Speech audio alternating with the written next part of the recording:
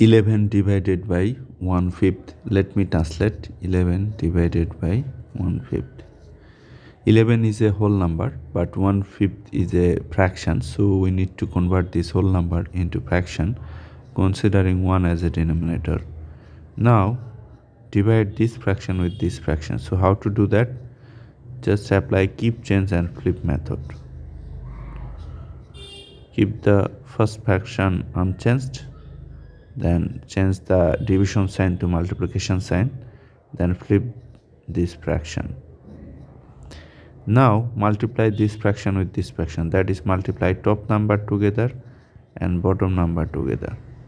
So we are getting 11 times 5, 5 times 5, 5, 5 times 1, 5, 5 times 1, 5, 55 divided by 1.